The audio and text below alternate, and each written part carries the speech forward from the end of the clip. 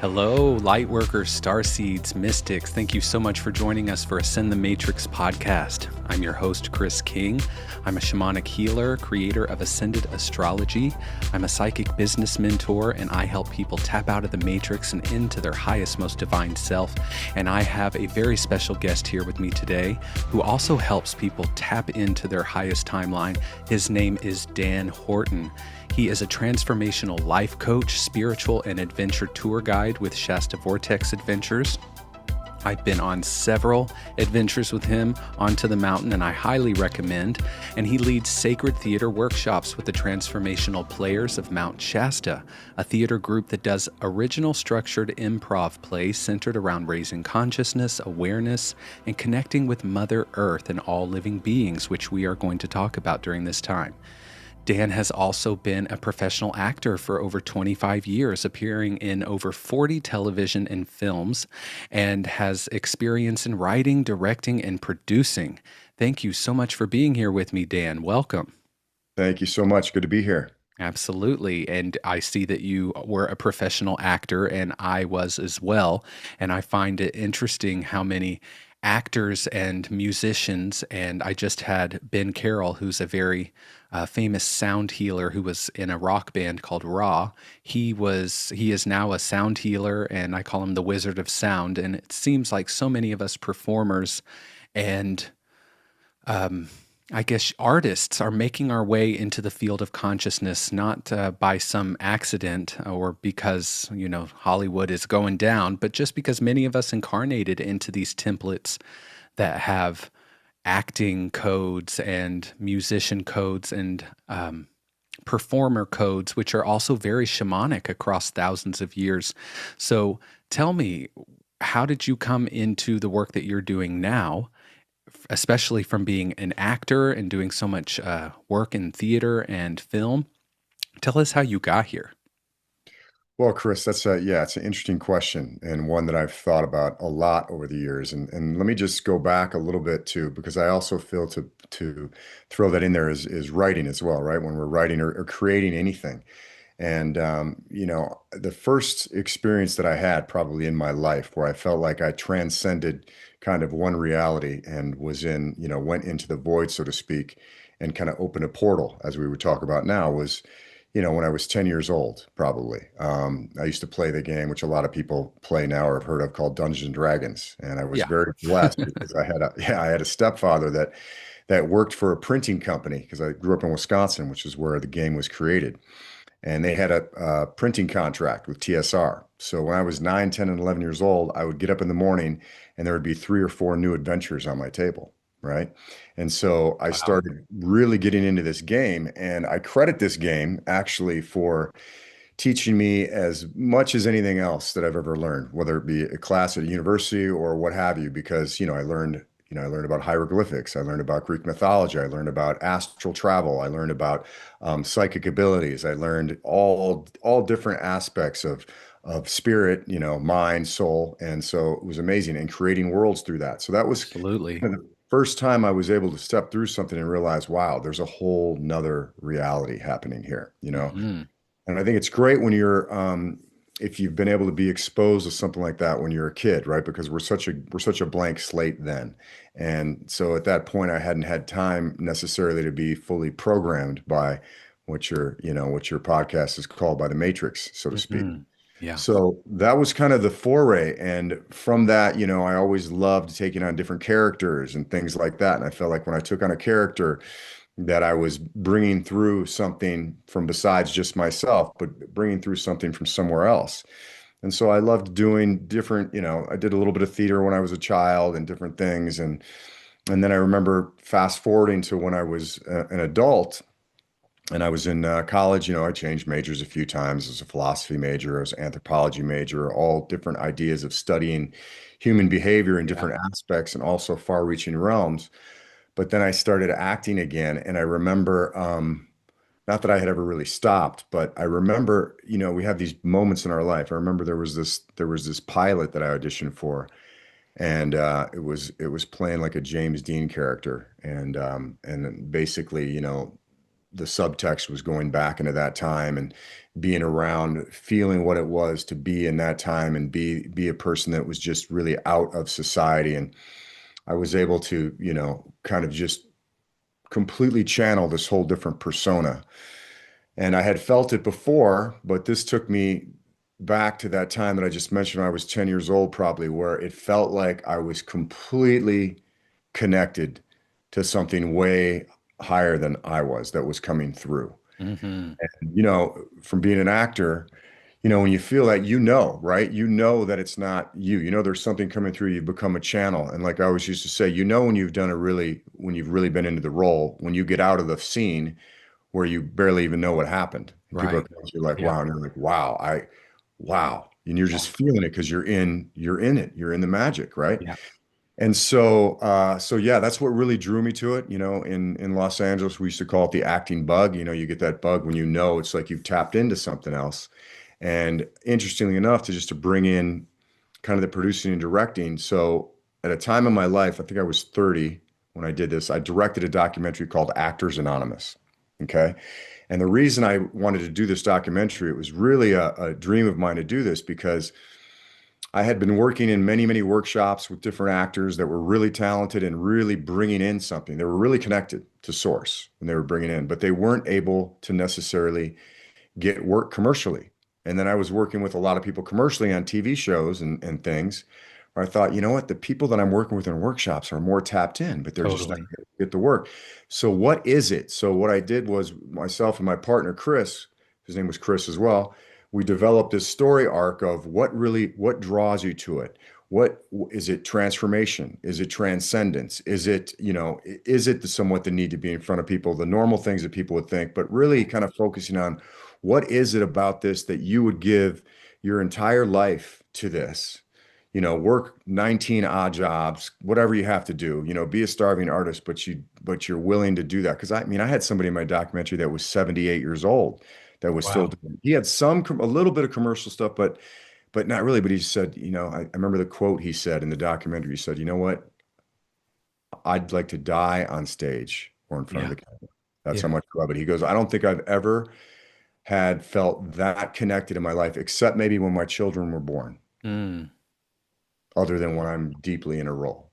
Yeah. So yeah, I think it's a natural bridge in some ways, and now I've been lucky enough to be here, so grateful to have been called to this mountain and to be, leading, guiding spiritual tours and journeys and bringing people through things. And I feel like a lot of those skills that I honed within acting, um, are able to really connect me on a deeper level because I've been doing it, for such a long time, even though it's been in a different facet, so to speak. But Yeah. the channel has been open. Yeah. It's channeling. Yeah. That's how it was for me is, um, and I went to a performing arts high school and I was always given the role of an older person or the villain or, one of a really strong character role, even if I wanted to play the main role or if I wanted to, play the person that was my age, it's like I would often want to play Pippin, but I was given the role of the leading player because I could really tap into those character roles and channel something through me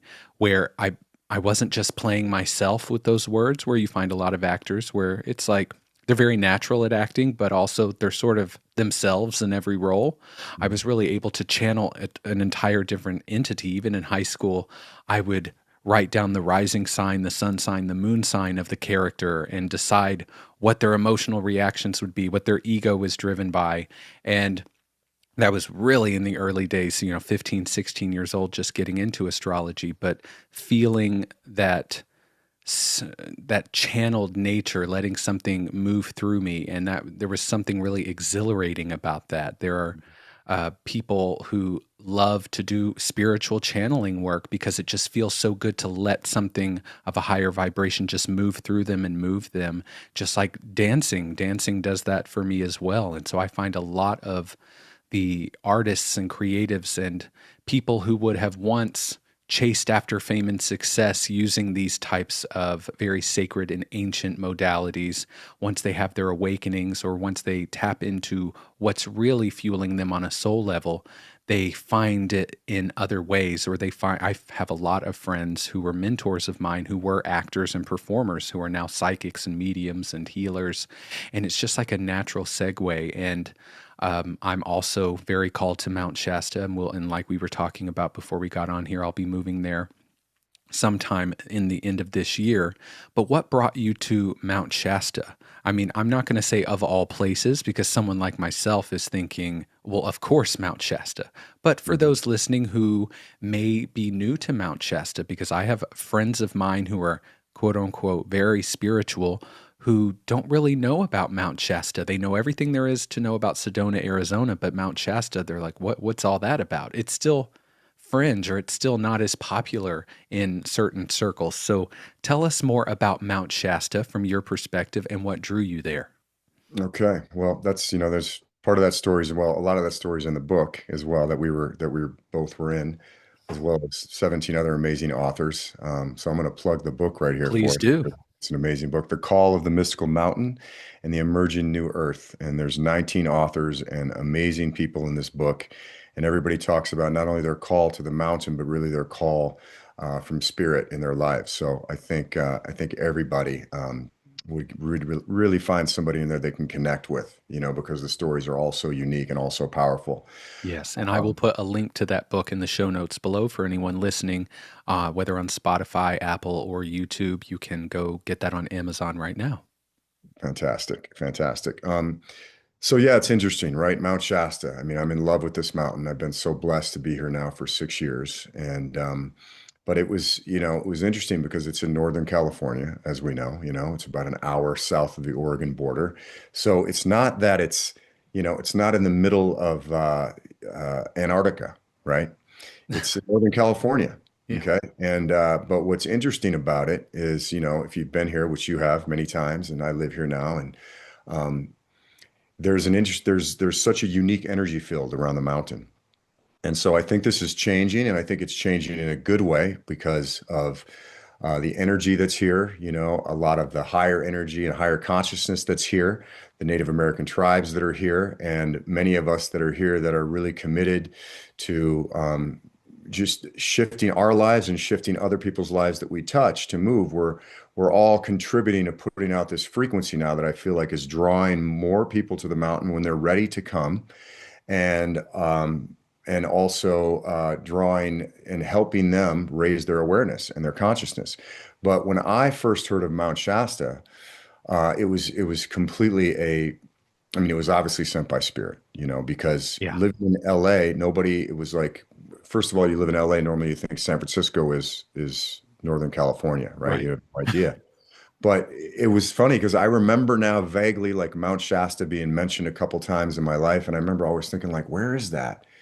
Like it just never synced up that it was in Northern California. It just seemed like it was this mystical mountain that was just far, far away.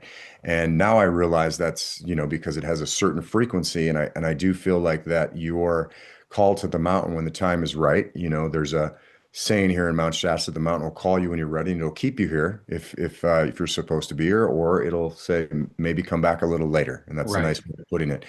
Um, but for me, I was in LA, and I actually thought I was getting drawn to Central America. I'd been there a couple times. I knew for years that I needed to leave Los Angeles because I was, you know, living on the spiritual path, but I was still in the entertainment world, and I was, still bartending, and then I would get a show, and I was living this mixed life for quite a while. And it was wearing on me, and I Yeah. needed to be in nature. I needed to be more on the spiritual path, and everything looked like it was leading me down to Central America. And then, as I talk about in the book, found this amazing place in Nicaragua called Ometepe Island that's absolutely amazing. If you haven't been there, very spiritual place. There's indigenous that have been there for 4,000 years, and Mm. thought that's where I was being led with a brother of mine named Zishan. Zishan, love you, brother. And we found some land, and we were thinking about, okay, let's open up like a spiritual, adventure place down here. And felt really good about that. And then we came back to the States. We, did the due diligence, got a real estate agent, the whole thing. Got back to the States, and then Nicaragua went through some turmoil, not the whole country, but Managua, the capital. And it just looked like, okay, we should hold off for a little bit before we go back down. And then before we went back down, my father passed, and then my friend Z passed shortly afterwards. He was 40 years old. He passed of a stroke. Wow. There's more reasons for that I won't go into now, but I felt like he wanted to really connect with his parents who had passed the previous Right. year. But this sent me reeling at the time because I knew I needed to get out of Los Angeles, and maybe there was a little bit of fear to go somewhere by myself like that at that time. My brother and I were really, he and I were really close, and so, I did what I do. I went out to Mother Earth. I went out to Topanga Canyon, and I prayed and I prayed, and I was just talking to spirit and listening, and I just got the message, this is happening. You're supposed to go to the mountains, and you're Mm. just going to get rid of everything, and you're just going to take what you need, and you're going to head to the mountains. And I did get the message that you were going to be going to Mount Shasta. You're going to be going to Montana, to Glacier Park, and the Tetons. I knew those three spots I was going to be going to, but I had no idea where I would be staying. I thought I was going to be on a spiritual journey for a couple of years, and I should back up and just say it took me 19 years before I actually made it back here. I mean, this happened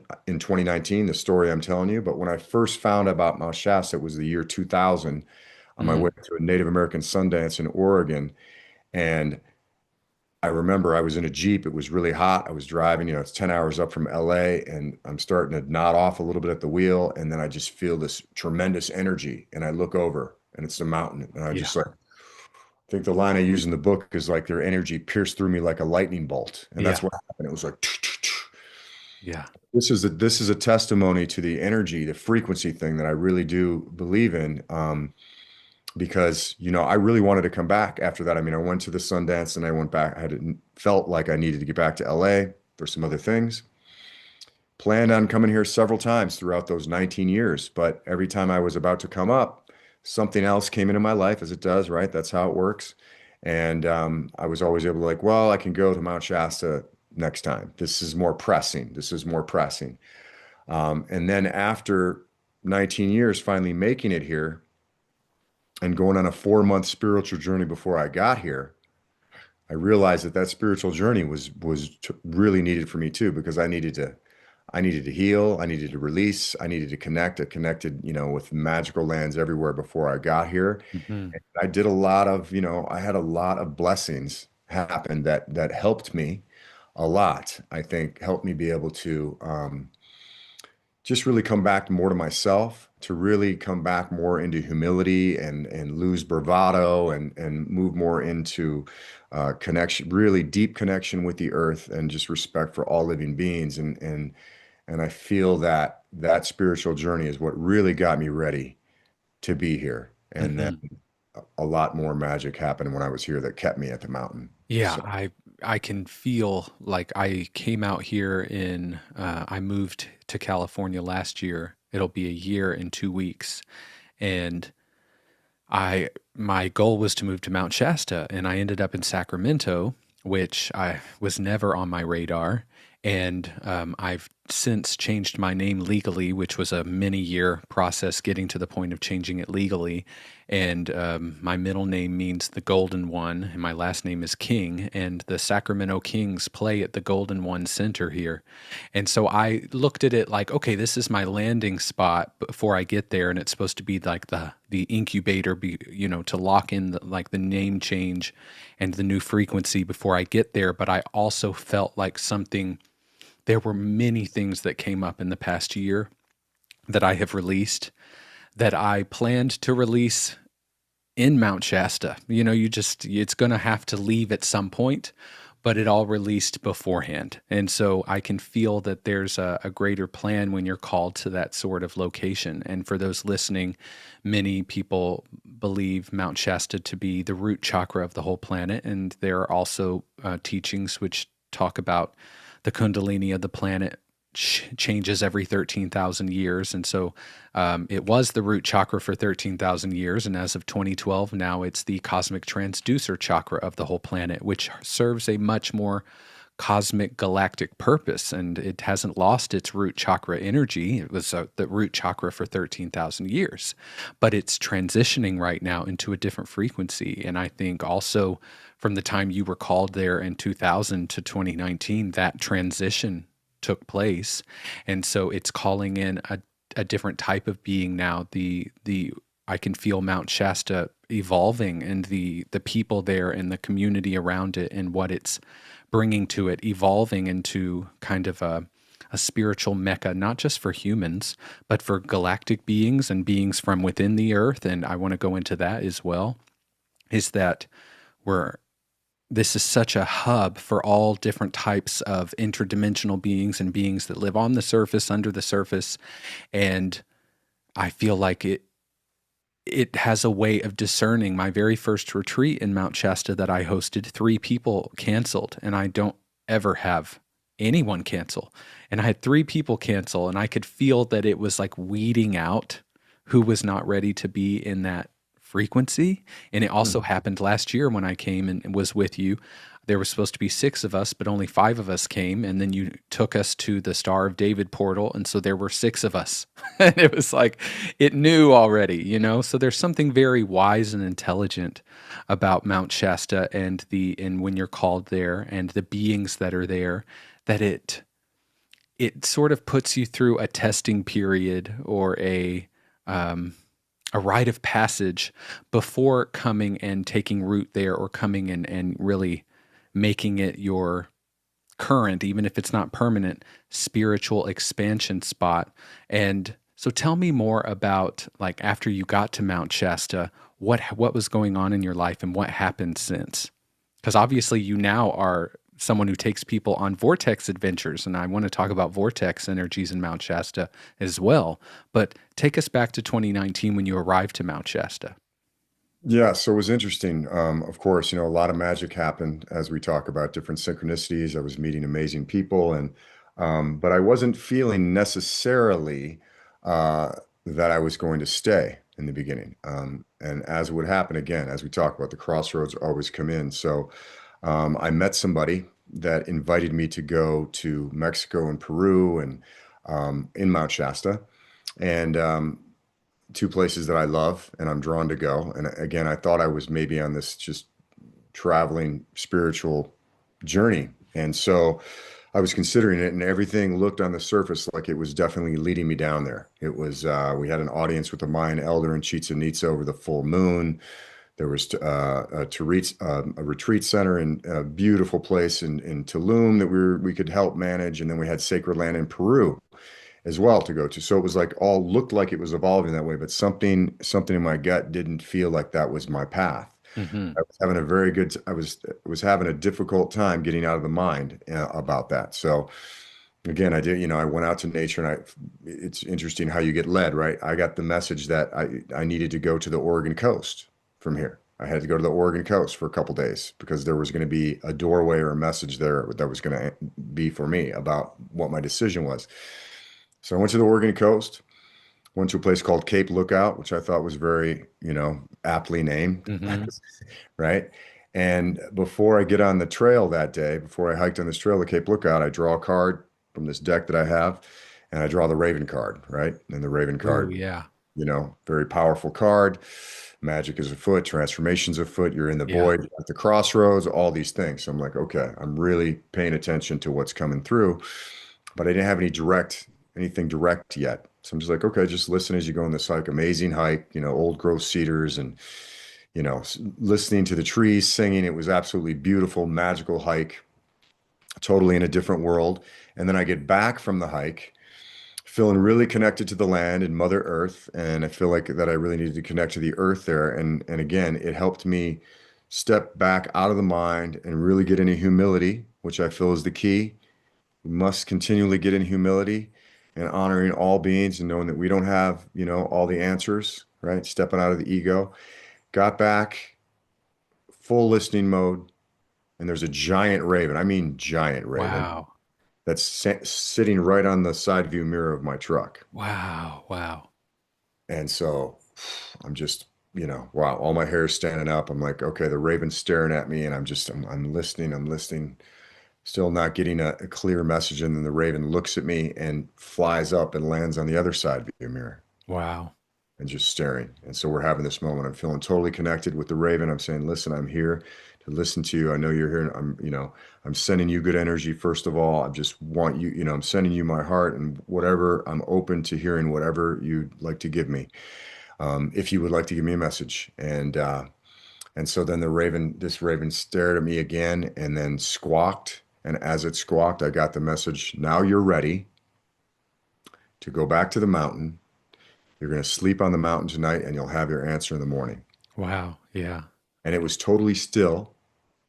And then the raven flew off with the squawk, and then like a 30-mile-an-hour wind gust came in, leaves everywhere. And it was just like, so I knew something big was going to occur. And if you're like me at all, and hopefully you're not in this way, but even now, still, I need to continually work on my mind because my mind can sometimes be stuck in the decision process. But when I can let It's go very and Libra. yeah, when I can step into the humility, but for me, it's really about just surrendering to the humility of the all, right? And so I was able to do that and went back to the mountain, slept on the mountain that night, prayed, had the full, faith that I would have my answer in the morning. And the mountain said, yeah, you'll have your answer in the morning. So I needed to leave that next day. I woke up in the morning and I think what I said in the book was, I knew the mountain would have my back. Mm-hmm. And it did, literally, because the next morning I woke up and I couldn't move. Couldn't move. Worst back pain of my entire life. Oh, I'd never had wow. back Yeah. pain Yeah. Yeah. before that, if you remember that. Yeah. Uh-huh. It took me literally hours to get down the mountain. I wasn't even that Oh, high yeah. up. Yeah. And then I had quick confirmation because the person that I called, and this is why I talk about communication, and I think this is what I was feeling. I was getting a little bit of didn't know if this was really right, in the mind, but it all looked really good, as I said. And then when I called this person and said that I wasn't going to be able to go, there wasn't really much compassion that was happening. It was more anger. And I was like, wow, Ooh, here I that's a am. sign right there. Yeah. And so, yeah, I was giving, confirmation right there. So anyway, I had to get a hotel room. I had to get a bed. I left twice the first week to get food. That's it. And then luckily I met somebody that was able to rent me a room. I did everything you could imagine from energy healing, acupuncture, chiropractic, massage. And it took me about 3 weeks to get on my feet and get moving again. And now I know that, that's the mountain kept me here. And just one more really interesting thing is I had a reading done by an elder not too long afterward, who I'd taken a couple workshops with, really beautiful elder. And she did a reading on me. She didn't know anything. And she did the reading and she goes, you were going to go somewhere recently. And I said, yeah. She goes, no, your guides in the mountain had to step in because you were going to go down a path that wasn't for your highest good. And the mountain needed to keep you here Wow. to be with her. And Wow. so I said, okay. And I felt it. And I felt it. And it was such a great lesson because, of course, did I want to go through that kind of pain? Logically, no. But now, when I look at the blessing that came from that, it's one of the biggest blessings of my life. Yeah. Really helped me, and and we know this intellectually that, hey, look, if something happens that feels really bad in your life, if you can just sit through it, it's opening another door. But sometimes we have to go through it, and we have to go through those tower moments and come out the other side, and then we can use that for the rest of it. But it's really helped me. It's really helped me have faith. It's really helped me when I'm talking and working with other people, when they're going through something, because the universe is a loving universe. God is a loving God. It's a loving Mhm. creation. And, Yes. and if we can step into that and love one another, compassion and humility and forgiveness, then we can really step into that higher timeline, I believe, fully. Yeah. So yeah. So that was Well, I think the mountain needs, the mountain is not an ego driven, judgmental energy, it works on resonance, like tuning forks, if they match, it matches. And I think that you matched the frequency there and where the mountain and the surrounding area is evolving into. And that does come with a level of humility because the ego keeps us in denser states. And we're obviously, as this podcast is named, ascending. And that requires a unity consciousness focus. And, to achieve unity, that doesn't mean you sacrifice your individuality and your own individual mission, but that requires a sense of moving in harmony with the all and the group and the collective.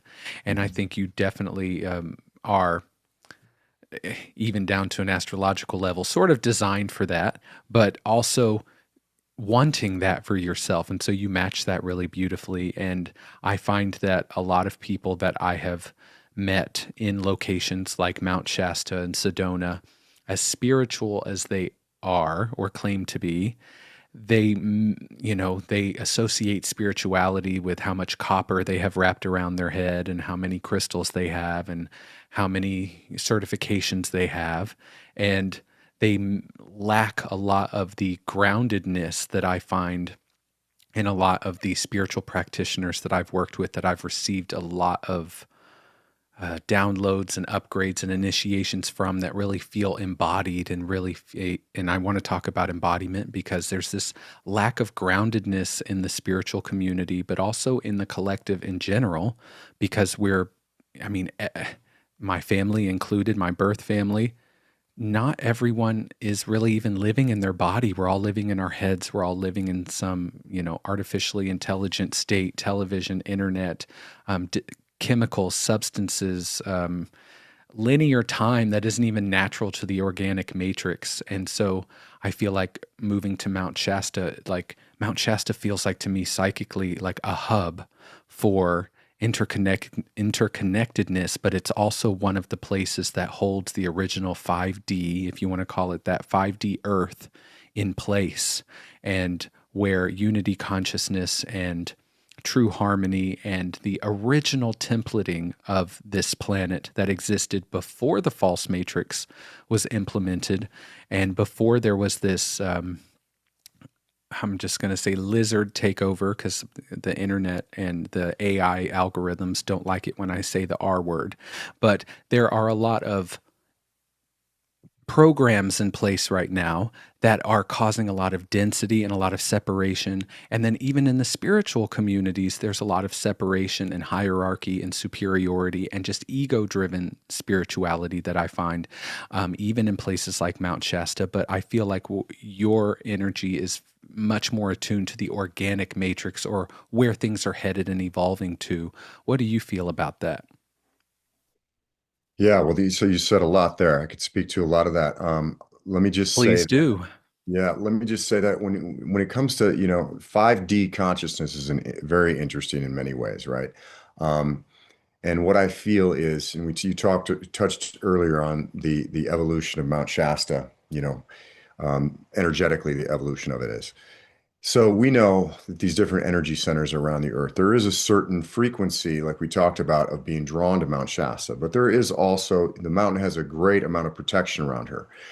But also we know Mount Shasta and other energy centers, right? We know we live in a world, a 3D world that's based on duality, right? It's not based on that in the higher planes, but in the Right. 3D world it is. And so those that are seeking energy, maybe for malevolent perfect purposes or have an agenda of some kind that maybe isn't for the highest light, are also attracted to these areas, right? Right. Yes. And so there's so many reasons why I feel that the for me always, this is why I have so much respect for the Native American ways. I have so much respect for grounding in the earth in a variety of ways, which I'll talk more about. But to me, is the foundation for everything. It's the foundation not only for 3D. I would hope it would be the foundation for everyone in 3D life, because if it is the foundation for you in 3D life, to me, that is the only stepping stone that allows you Right. to ground and embody a 5D existence. Mhm. Yeah. And the misnomer I believe about the 5D is, right, people get occupied with this idea of ascension. Okay. to me, we're in bodies for a reason. It's like a Toltec shaman that I work with. He talks about, Golden Eagle, and he talks about how you've won the lottery by getting down here in a body. Right. Right. Millions and millions of souls that want to get in this body. And yet we've gotten in this ideology that it's no, no, no, I want to leave the body. I want to leave the body. It's like you've chosen to come down here so we can shift the earth. The Yeah. earth is the most beautiful being that we could ever possibly imagine to be a part of, that Hmm. gives to us freely of everything. Everything is given to us freely. Now, the only reason that we're not able to accept everything that she's given us freely is because we have many of us in the West, myself included, but I'm doing what I can every day to reconnect with this, what I like to call, and I'm not the only one that's called it this, but it really resonates in my heart, is the language of the world, right? The language of the world, we all at one time or another in our existence as indigenous people connected with the trees, understood their messages, understood, connected with the water. There's still tribes that do this, the Kogi being one, and many other tribes, Yeah. right? That still literally have a conscious connection, not one that they're imagining, but it's there, right? Right. It's Yeah. there. And so we all have that in our DNA. And when we do that, when we connect deeply with the earth, you want to talk about releasing or healing or being able to transform and bring in more love and humility and compassion in our lives, the earth will bring all of this to us if we allow ourselves to open in a good way in, as the Lakota would say, in right relation, Yeah. in right relation. And to me, it's like 5D consciousness is you just look at these attributes, these high attributes that we aspire to in our lives, okay? Compassion, forgiveness, connection, love, courage, we could go on, right? Hmm. Integrity. Hmm. Yeah. Until you're living those in your life on a day-to-day basis, and again, we're all works in progress, okay? Um, I feel that connecting with higher dimensions, although it's a great thing to aspire to, and we do this on journeys, and it's wonderful. But if you're connecting with the higher dimensions, and this is where I'm getting to your last point, which we've all seen occur, right? Where it's not that you can't open a channel. And I actually was going to bring this back to acting back in the day. Maybe you've experienced this as well, because before I was necessarily fully aware sometimes of what I was doing, and I played a character that that let's say wasn't such a good character, Yeah. good Yeah. guy, and I was channeled that in. I remember one time I got sick for 2 weeks afterwards, Yeah. Yeah. right? So what I'm saying is when we're connecting with higher energies, if our vessel isn't clean, and Christ, Yeshua talks about this, right? If the Yep. vessel isn't clean and open to that higher energy, and Carl Jung puts it in a great way too in a book called Modern Man in Search of a Soul, where he says in this book, really simple book if you haven't read it, it's a profound book, 150 pages. Hmm. And he says, of course, the spiritual pursuit is the most powerful and sought after pursuit of mankind that you should look to achieve in your life. That being said, you must be grounded before you embark upon this pursuit. Yeah. Grounded into the earth because the earth is going to hold you. And he gives the example, think about a 60-watt socket in your house. If you have a 60-watt socket and you put 200 watts through it, what's going to happen to that socket? Hmm. Hmm. Right. So we can see that, there's a few different things that can happen. We've seen the fallen guru syndrome. We've seen the cult leader. Yep. I mean, we had somebody come through Mount Shasta just 2 years ago, that I never met this person I never met this individual in person, but I was feeling the energy that was around here, and people, there was people that ended up following this person and then followed him overseas, and then it all came out. Okay. What the truth behind the matter was. Hmm. So, and there were many people that were talking about, hey, there was something that was really coming through.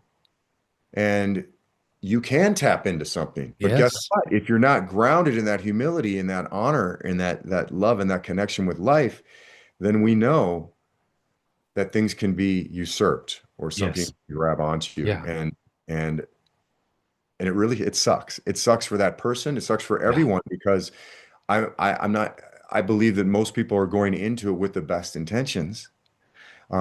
Maybe not all, but I believe most because I Well, believe human I nature is think good. that a lot of cult leaders do believe what they're saying. I mean, I think that there are people that we would consider not doing great things and they think they're doing something good. You know, it's That's a there's great the point. perspective of it all, but I definitely have found that not only does ego get in the way and the duality that we're in breed a lot of ego and selfishness and uh, self-aggrandizing oneself and losing sight of what we truly are, losing sight of that we are all one, which is really the code. And it's easy to say that. It's another thing to feel it and be it and live it and embody it. And I feel that places like Mount Shasta are incredible for embodying something and really coming and meeting yourself in an incredible way, but It is. also because we're in a dual nature, there are also darker energies or false light energies, as we talk a lot about on this podcast, where there are just programs in place within the current false matrix and the denser 3D matrix that we're in right now that are meant to entrap people as they are starting to ascend or starting to tap more into their spirit nature. Guides that come through. I had something happen to me 2 years ago at my retreat center outside of Atlanta where a being named Jesus came to help me with something. And I immediately identified it as either some kind of program from the Vatican or some kind of artificially intelligent program. And I said, well, first of all, if you really were this person, you wouldn't have called yourself Jesus. Like you would have known that I wouldn't have liked that and that I would have preferred the other name, Yeshua. And but second of all, when he said, I'm here to save you, I said, I don't need to be saved. Okay.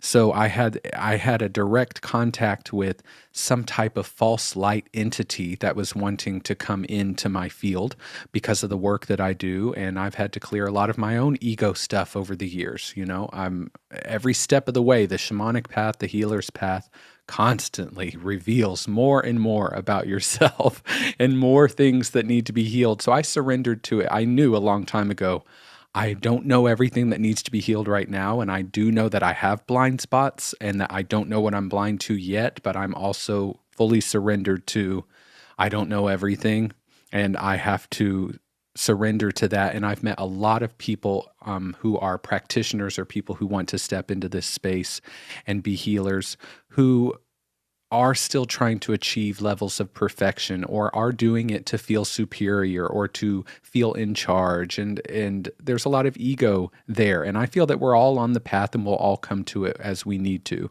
but I feel that your point about reconnecting with Mother Earth and nature, I mean animals and trees, and I mean that those have been my saving grace my entire life. And I feel I wasn't taught that by my parents. I wasn't given that by society. It was just sort of there and activated through certain books or movies, like Pocahontas, even. I just use that as an example of something in my childhood which caused me to start talking to trees when I was 4 or 5 years old, you know, and developing a relationship with trees when I wasn't taught that because it felt natural to me.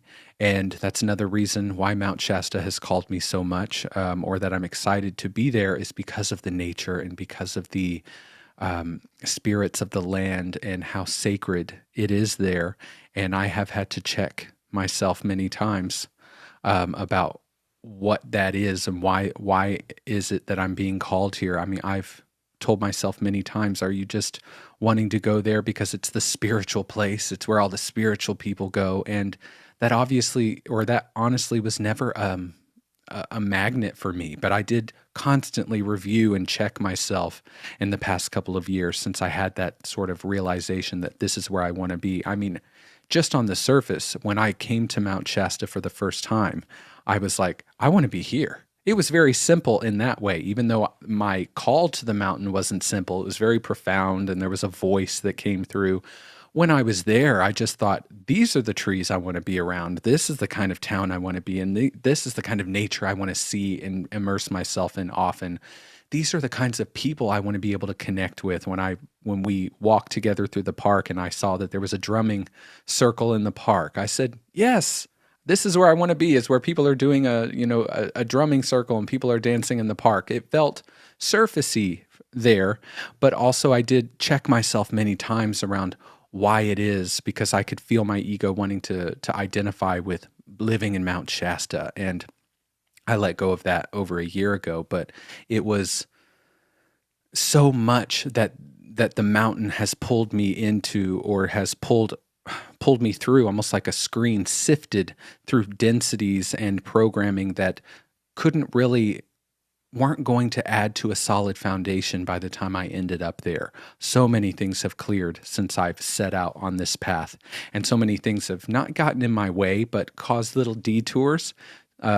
Before I got to the Emerald City, I had to meet some characters on the Yellow Brick Road before I got there, and some aspects of myself that needed to be seen and witnessed and released, and also reintegrated as well, which has been really beautiful.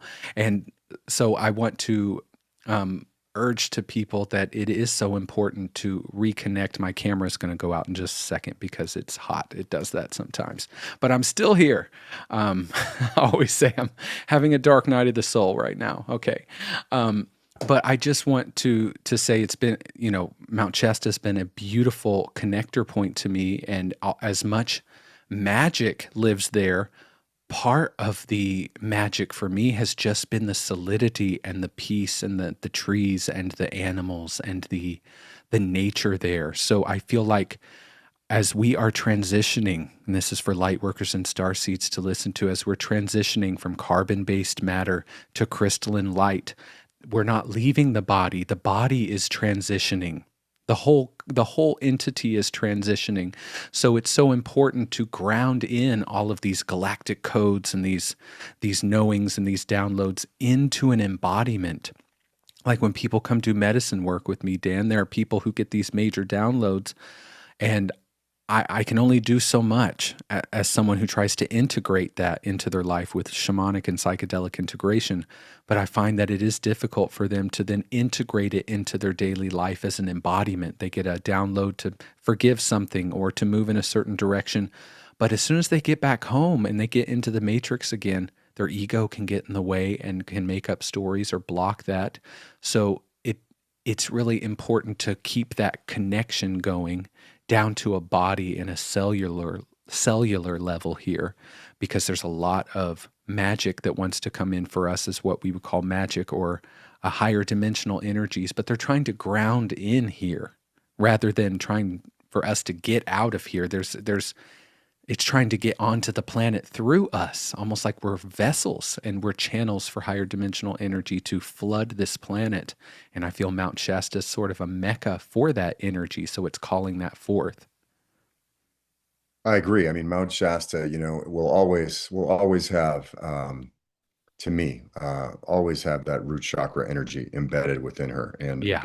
be a amazing place to ground that in. I think what she's told me from day one, um, is, again, not to belabor the point, but just to really, and I did my best, and I still am on a daily basis. I'm just so humbled by her, Yeah. and I'm so humbled to be here and so grateful. And so I do my best, Chris, to embody that with whoever I come into contact with. And again, I'm a human being, so I make mistakes, but that's always where my heart is. And I feel that it's our responsibility, as bridge builders, Hmm. which is a term that I really love. There's other terms, Rather and than way shower. I don't really identify with the term wayshower personally. I identify with the term of bridge building, and hope that I can build bridges and people can build bridges to me, and we can build them together. Yeah.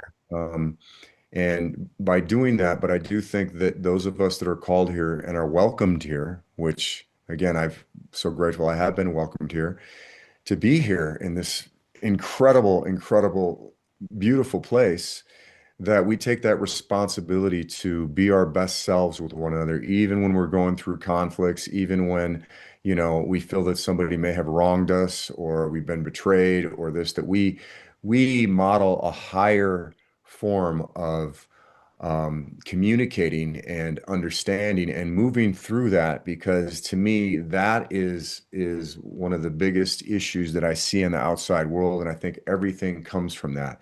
I'm right, you're wrong. Yeah. That's really what it comes Totally. from. What happened to the day of discussing and realizing, I was talking to a friend of mine the other day, and we were talking about communication, and it's an elder, and he said, you need to understand in every relationship, whether it's a friendship, a business partnership, an intimate relationship, or even an acquaintance, there is going to be conflict in communication. There's going to be, that will happen at some point. And I think, and I can fall into this too, because obviously being an actor and we love the high energies and I love the magical fantasy realms. And Merlin, Yes. King Arthur, the Round Table. Yep.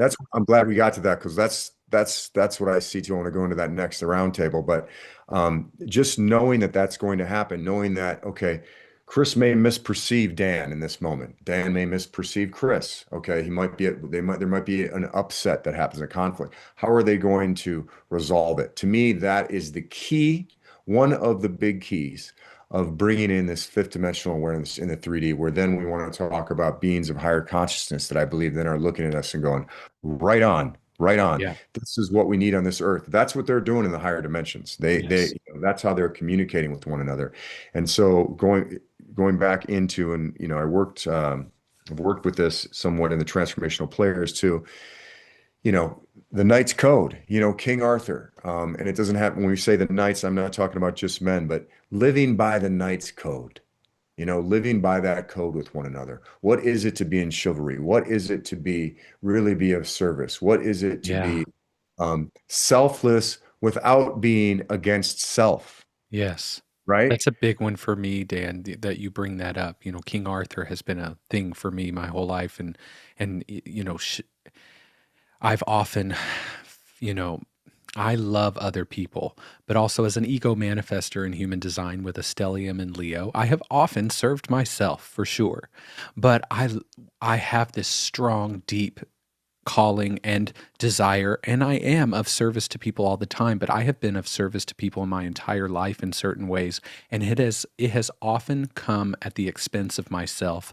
And then there have also been times where I've stepped more into intentional service to others and had to deal with the fear of being taken advantage of. There's a lot of people I know will resonate with this because it's easy to say I'm going to be of service to others, but there's this black and white energy we get into where we automatically, our energy starts to go into, well, that means that I have to sacrifice something for me.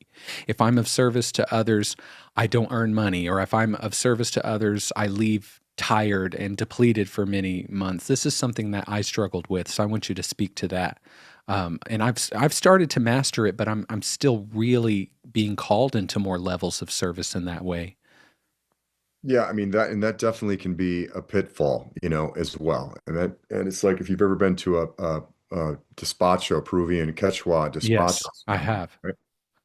And reciprocity, right? You can overgive to outside of yourself as well, and you're just as out of balance, than Yep. if you're taking. So Yes. you have to remember that. And I think what happens, and I've fallen into both sides of that equation too in my life. There's been times where I feel like I have been, too selfish and ego, and then there was other times where I was too selfless in the sense of I was just giving my power away completely. So Yes. Yes. what is that happy middle ground, right? And that again, I'll keep going back to this point. We can talk about meditation, we can talk about modalities, and there's a million great modalities out there, and I think there's so many that have such great validity to them. So I think it's great, whatever you feel called to learn.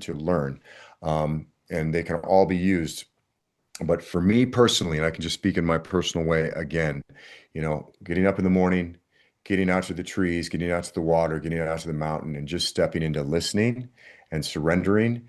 And that allows me not only to connect with all that medicine that's there, but it gives me a strength and a connection with all beings that um, I feel that I am, how can I say, I feel that I'm on the right path for my day. I'm on the right path for my life. And Yeah. so what it does is it gives me that support that sometimes I think when we go into maybe being too selfish or too selfless, right? It's like two sides of the same coin. That's right.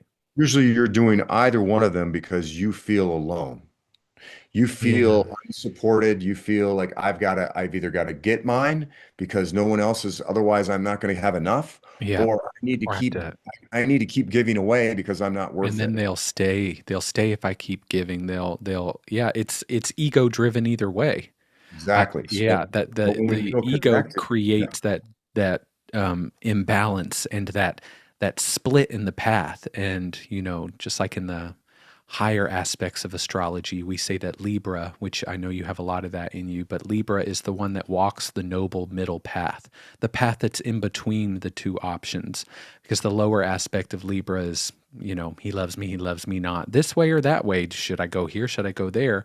And it's that middle path that I think you're talking about, of being so self embodied, but also once you are so self embodied on a soul level, you feel that self reflected in the other. So you just automatically want to give to them, and it's never a depletion.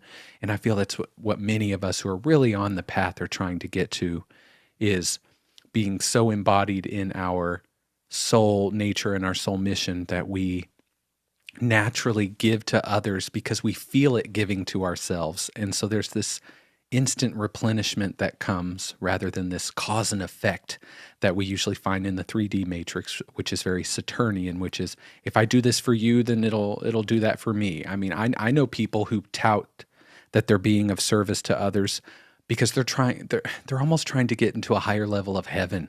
Okay. And they don't know it, but I've almost felt that in myself years ago.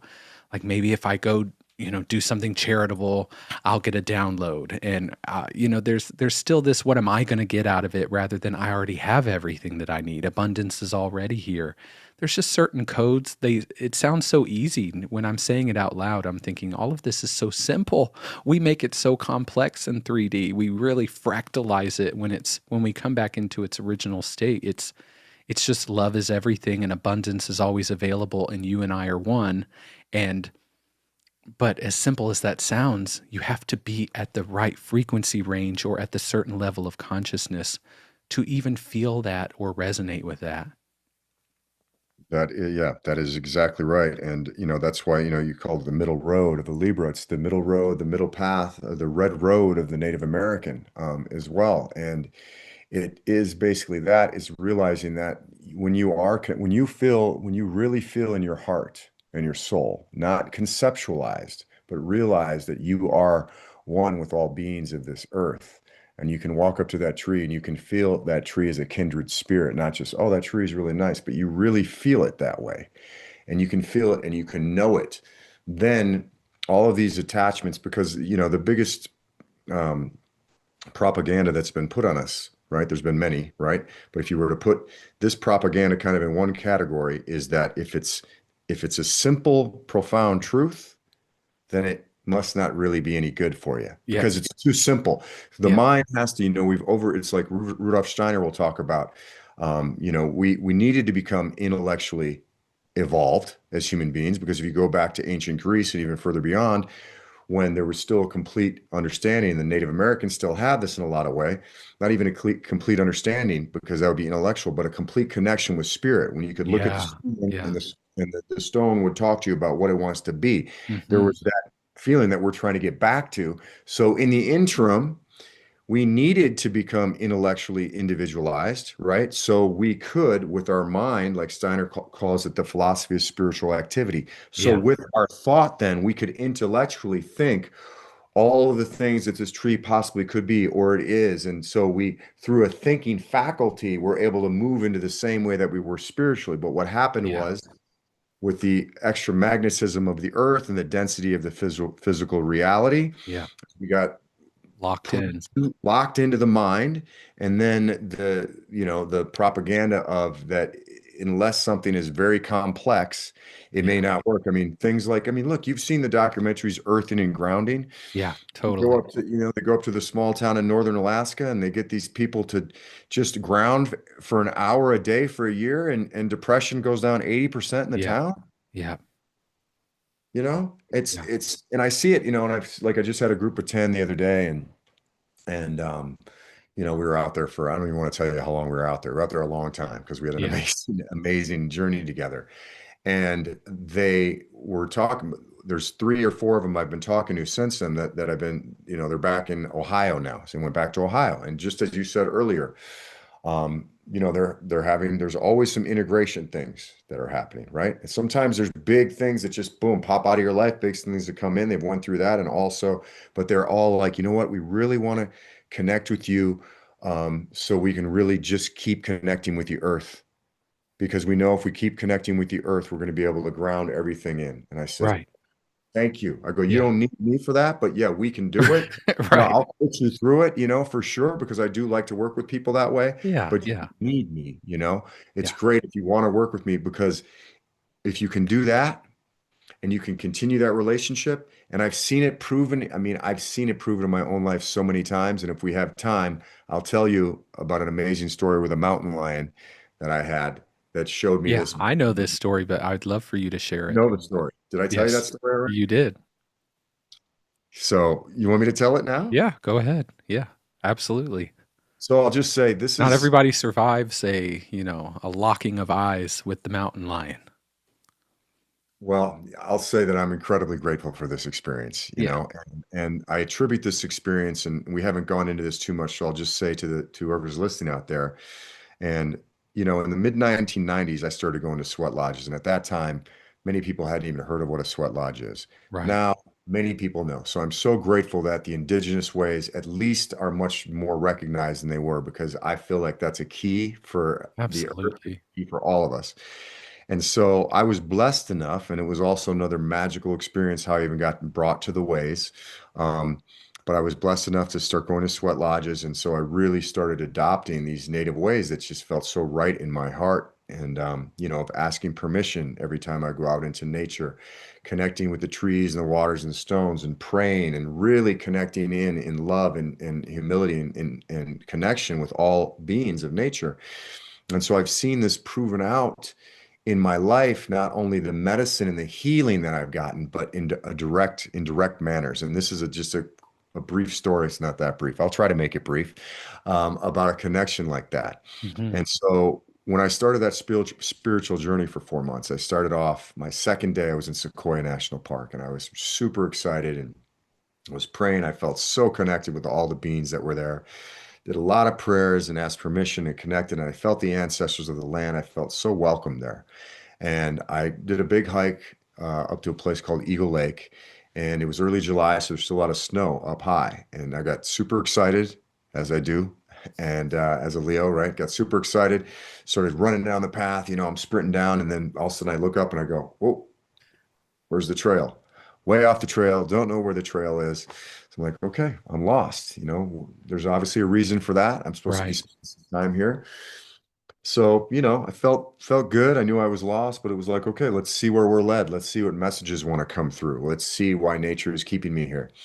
And so I ended up on this small animal trail, and I didn't know exactly what kind of animal it was. I was looking down and I thought, okay, that looks pretty big. That might be cat tracks. And just as I was thinking that, I saw something move in my left periphery, and it was moving pretty fast, but it was also big. And so I just sat there and I prayed and I said, whoever you are, I'm sending you love. Thank you for allowing me in your lands. And I just got into a real beautiful state of connection. And then I looked up and I saw this mountain lion sitting about 25 feet from me, just staring at me. Yeah. And I can say every time I mention this story, I feel the energy. I feel the spirit of that mountain lion right there. And I want to say, as I connected eyes to eyes, I didn't feel any fear. And I want to say that, please don't take that from bravado, because I'm not saying that I don't ever feel fear. I feel fear plenty. But I felt so connected and so protected there in that place. The energy was so beautiful that I felt like everything was taken care of, I guess is how I could put it. And as I connected with that mountain lion, looking at it in its eyes, just saying, thank you for allowing me to be here. Thank you for all that you are, and thank you for these lands and protecting these lands. And I know that this is your territory, and I'm so appreciative to be here. Yeah. And then I said, actually, if you'll permit me, I'd like to ask you something. And I just felt this calm strength. That's what I felt. And said, yes, please go ahead. And I said, I'm a little bit lost. So if there's anything you could do to help me, I would greatly appreciate it. Because I don't know where I am right now. And I got the message back. Everything is fine. You're supposed to be here. You're supposed to be soaking up this place. You'll find your way out when you need to. And I felt completely not only protected, but I felt like, yeah, I was. I knew I was completely fine. There was Yeah. no trepidation about that. Yeah. And so I stayed there for I don't know how much longer I stayed there. Time seems to stop. Well, that being in Mount Shasta, time does different things up here. Yeah. Felt like I was there for, you know, a long time, but it was probably just a few minutes. And then I felt like, okay, it's time for me to move on. I said thank you. I just felt love and I felt strength. I felt this calming strength. And then I slowly moved off in deep gratitude.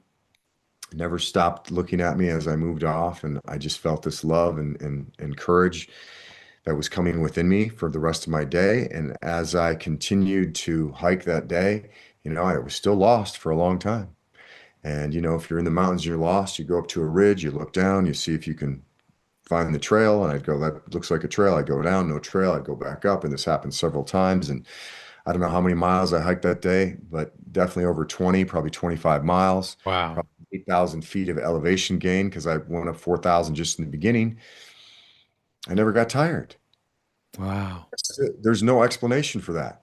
And trust me, I mean, I was in decent shape, but I should have been dragging, and I didn't Right. have a lot of water. I didn't have any food. And then the capper was, or the confirmation was, that finally I heard a river, and it was getting close to dark, and I was like, maybe I'm going to be sleeping out in a hollowed out sequoia tree. But I hear a river, and I said, just get down to the river. There's got to be a trail next to the river, right? So I find this not really a cliff, but pretty steep, about like this, if you can see. Hmm. And there's a little water going down it. There's a name for that, but it's escaping me right now. But a very steep grade and a little water sliding down. I'm like, I'm gonna have to go down on my butt. And I felt like it was just gonna be an adventure. I wasn't scared. I'm like, we'll go down on the butt. We'll be okay, right? Yeah. So I'm sliding down on the butt. I'm trying to go as slow as I can, but I pick up speed. I can't stop myself from picking up speed, and my legs kick out, and I'm going fast, and then I go, bam, right into a huge stone beam. Oh man. I should have broken a leg, or at Yeah. least sprained an ankle or something. Yeah. I was fine. I was Wow. totally, and I knew, and I saw that mountain line. I said, in the mountain line, the spirit of the mountain line came to me again and said, I told you you'd be okay. Yeah. And I said, thank you, thank you. And I knew that mountain lion gave me his strength, gave me his strength. He gave me his Yeah. perseverance. He gave me his courage. And it took me 5 more miles to get home to my camp that night. I remember I sat up and I rode all night. I didn't sleep. And the next day I had a ton of energy. And that was the second day of my spiritual journey. So I Yeah. had mountain lion as a guide the whole way to give me courage through the whole journey. And no one can tell me that that wasn't what happened. Right. Right. I know that I could have died out there. Yeah. So these beings are here to help us. That's what they're here for. Yeah. So you look at all the animals in the planet. Look at all they do is give to us. If we could just really understand that a little bit better and connect with them in the heart in gratitude. I say to people, I say, look, we're so lucky because the earth and all the beings are giving to us always. But think Hmm. about it like this: if you've had children or children, you're going to give so much to a baby. You're going to give a little bit more to a 2-year-old. 5-year-old, you're going to give a little bit more to. It's not that you don't want to give them everything, but there's only so much they can accept. And Right. so when we communicate and when you come to Mount Shasta, it's like you're just Yeah. and that's why I get really sad, Chris. I get sad when I do see the ego rear its head, which can happen to any of us, right? Yeah. Self included. But I get sad because when I go back up there to that mountain or anywhere around here and I'm out there again, I'm just like, oh my gosh, how how can we not be in connection? Look at what we're being given. Yeah. Look at what we're being given. If we can just help each other realize that, Yeah. really realize that, boy, we can live in an amazing world together. Yeah. And that story was very inspiring to me many times because I can still have fears about things like bees. like I don't fear bumblebees, but there are other types of hornet type bees that I I may steer clear from. And I went on a walk in nature last week, and I was moving a lot of density, and feathers in my path has been a sign for me since 2014 when I first made my first cross country move to Chicago. I would find feathers, and this house that I'm in now, there was a feather inside, just laying on the ground in the empty house, and that was my sign that this is the one. And so I went into this forest just to get out in nature, which is very different here in Sacramento than Mount Shasta, but I thought this will do. And I kept finding feathers, and they kept getting bigger and bigger and bigger. And it led me to a river, and I released a lot energetically at the river. But all of the sudden, all of these bees, like the kind that'll sting you, came all around me at my feet and all around my body. And I just thought of the mountain lion, and I just told them, I said, I'm here. I know this is your home, and I just want to be with you. No pun intended. And so they were on my shoes. They were flying around me, didn't bother me ever. And not that they even want to, and I know that, but I can have a trepidation about it, and I had no fear. I just let them all just be there, and I meditated, and I let the river, I was talking to the spirit of the water in the river and asking for a message, and then asking what I could give back. And after I received the message, a bunch of like plastic and paper cups washed up right by my feet. And I was like, okay, I'll take it and I'll dispose of it. Like it was so simple. But that story really touched me and helped me even in times like that, where I was like, no, I just need to communicate with the spirit of these bees and to be here in their home and to be one with them. Because as a child, I knew all this already, right? But I forgot. And so times, even when we've had our times out in Mount Shasta on the vortex points, have been really magical, from, the birds, the crows that would squawk at certain times during our activations. And that is just as magical. There are times I go outside looking for plasma light beings, or asking, the light beings that fly over and visit me. And instead, and I'll say, show me a sign. And instead of a plasma light being, it'll be a hawk. And I'm like, you know what? That is just as magical, right? It's like the most physical expression and then the highest light expression. They're the same to me.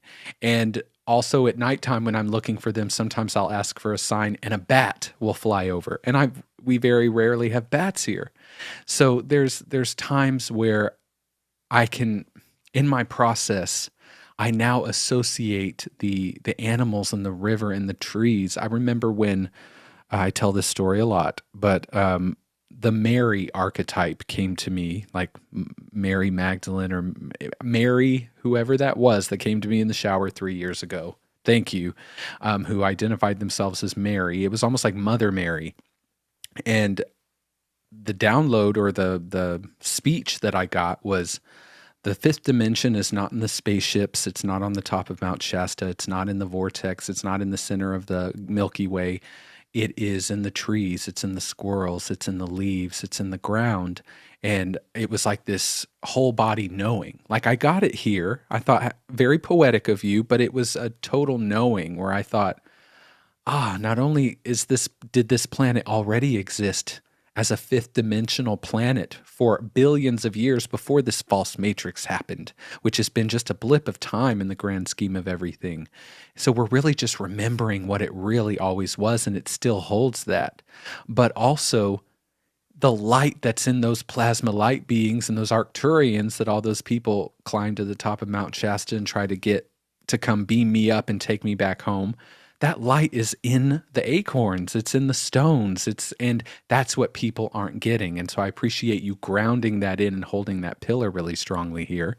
And if we go even further into the ground, I just want to touch on, before we go, something else that tends to happen when we do work together, and something we've done intentionally, is connect to what's happening underneath of Mount Shasta, which seems super mystical and magical, but actually is as grounded as it could be.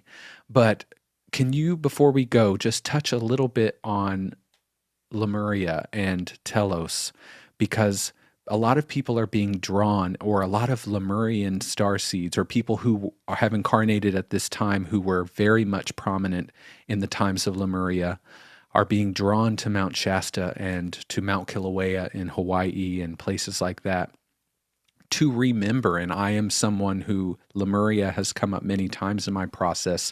And when we have journeyed together into Telos, which is the underground city underneath of Mount Shasta, which I believe is slightly in a different realm. I don't necessarily think we could just dig our way to it. There's a energy to that.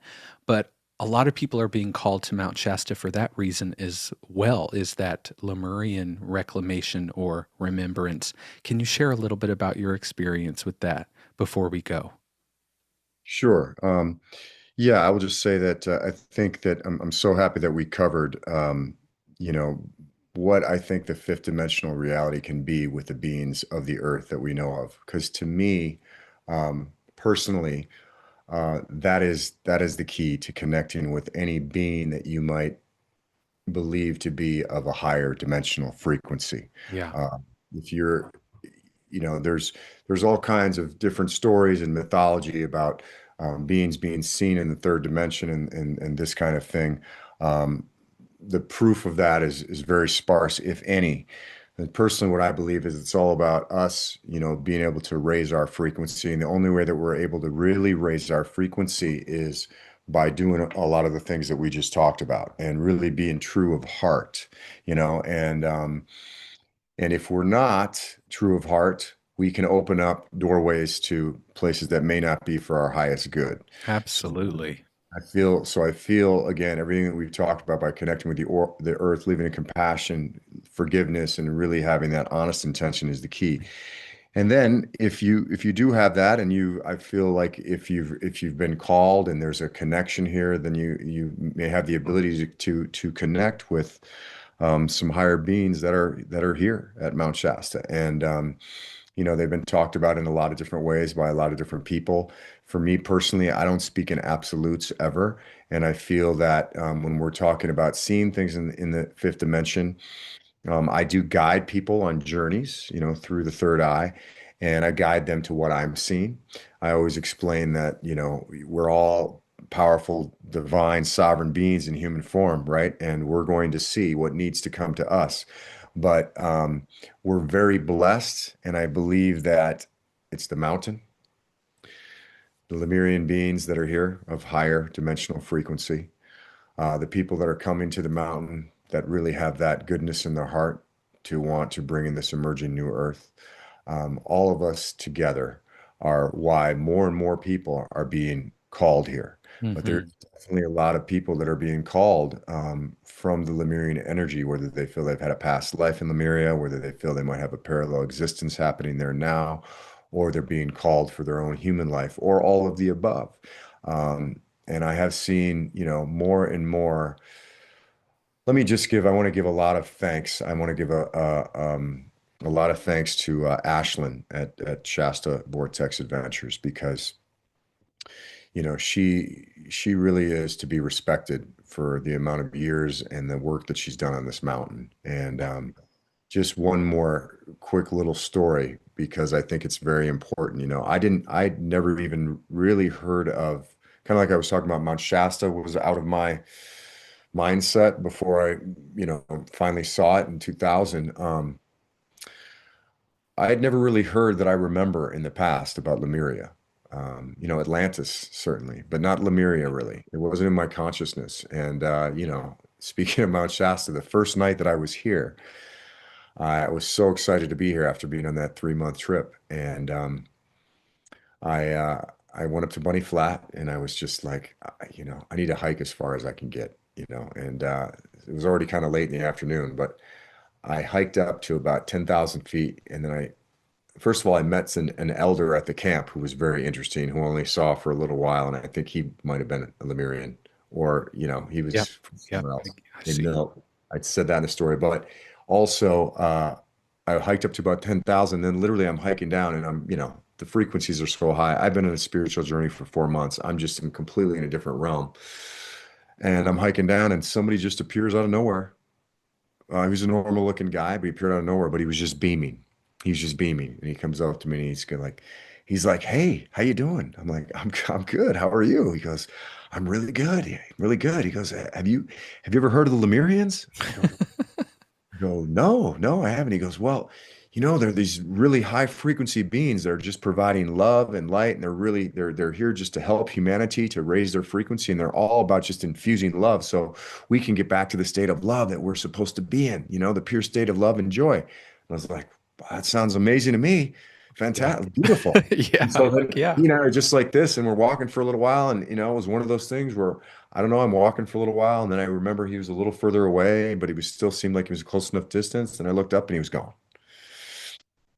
So there's a lot of stories like that at Mount Shasta, right? There's Yeah. just Yeah. stories of Lemurian, stories about Sasquatch. And as I say to anybody, come to Mount Shasta with an open mind, like you were a kid, like you were a child, and just allow your mind to calm.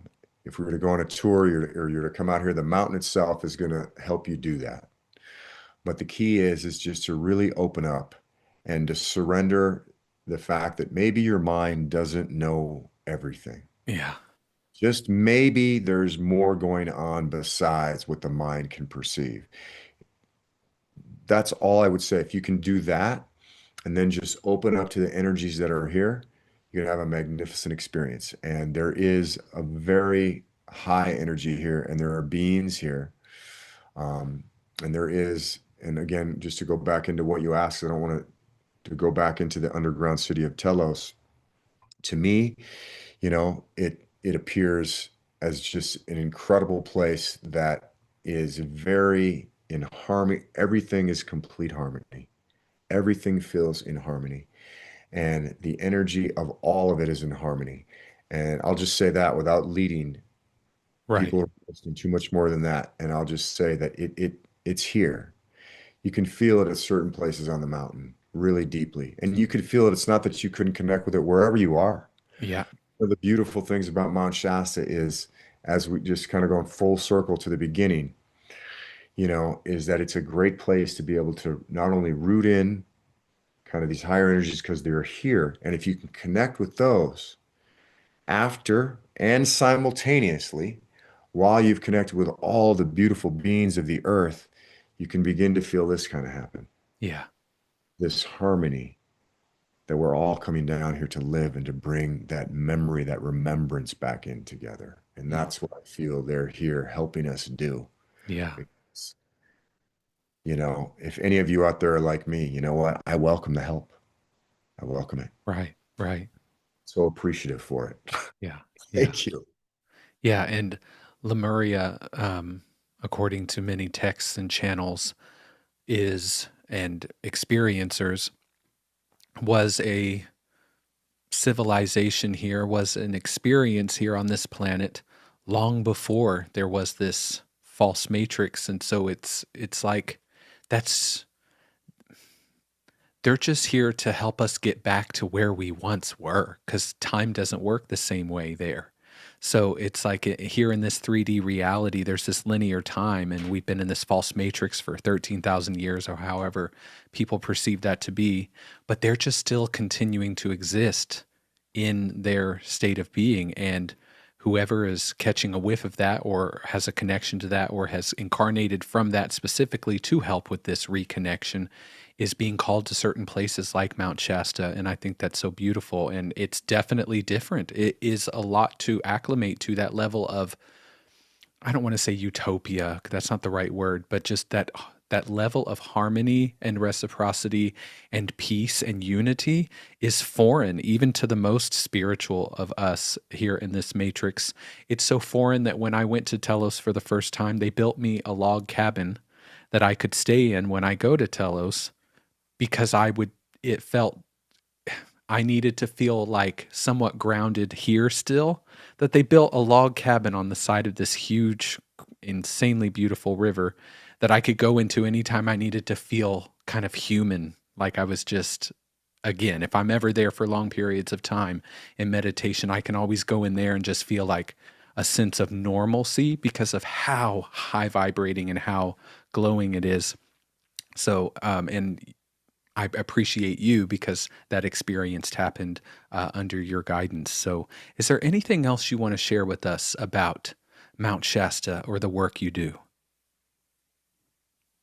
I think I'd like to just say again, that I'm so grateful to be here at this mountain. I'm so grateful each and every moment that I'm here, that I get to wake up here and be here. And if you're listening to this, wherever you may be in the world, and you feel called to come to the mountain, I highly suggest that you follow that, because this is a very, very special place. Hmm. There's amazing people here, the mountain, and all the things that we were talking about. It's uniquely singular in the magic that it holds. And there's no doubt about that. That being said, though, the earth is magical everywhere. Yeah, right. And if I could just impart, this last thing, or to solidify what I've been talking about, is if you can just spend more time with the earth, get out there barefoot, get out to the streams, listen to the water, get out to the stones and the trees, connect with pure love, and just allow yourself to be like you were when you were a child, and you knew when you were a child these were all beings. I feel like we all did, Right. you know, and just allow yourself to experience that childlike wonder again, and allow yourself to imagine, no matter what might be you're perceiving out there, and what avenues coming in. And that would be another thing. If you can limit any of these um, avenues of programming or information that are coming into you that seem to be giving you the same linear kind of thought. I'm not going to say what that thought is, but any kind of medium that's doing that, if you could Hmm. start to maybe just limit that a little bit, and just step into some new adventures that, maybe I want to try this today, or let's do that today, or let's go here today, and just allow yourself to experience that. And just for a moment, even if it seems so outlandish to you, to just feel into, is it possible for us to live in a world, to live with one another in integrity, in compassion, in love and forgiveness, and to really be there for each other while also being there for our highest good? Is that possible? And I think if you honestly ask yourself, and you communicate with spirit or your higher self, if you're used to doing that, and there's ways to do that, right? Many ways Chris or I could talk to you about, but just these simple ways of doing that. And I think you'll find that the answer is yes. Yeah. Yes. And this is where I think it comes in. One of the biggest, again, the biggest tools maybe that has been used to take us away from our own power is, we all do make a huge difference. Yeah. We're all a unique ray of the sun, and you are the light. And once you really remember that within yourself, and if we help each other remember that, then we'll be communicating like they did back in the day, where they were Right. communicating by frequency. And it was just like, I feel you. I feel, oh, that's growing. It's exponentially moving. And we Yeah. can do that. We can do that. And Mount Shasta can help you. Mother Earth can help you. And I just hope that you know that you can help yourself. You've got all the answers within you. Hmm. And so it is. Aho. So, Dan, I know that you offer coaching and vortex tours. So I want people to go check you out as well. You can go to danhortoncoaching.com and you do transformational coaching. And of course, if you are interested in coming to Mount Shasta and going on an adventure, a spiritual adventure, but also a very grounding and shamanic experience, I highly recommend working with Dan through Shasta Vortex Adventures. And you can go to shastavortex.com. Also, you can follow Dan on Instagram and YouTube, and I'll put all of these links in the show notes below. Thank you so much for being here, Dan. I also just want to say we are both in a very incredible book together called Call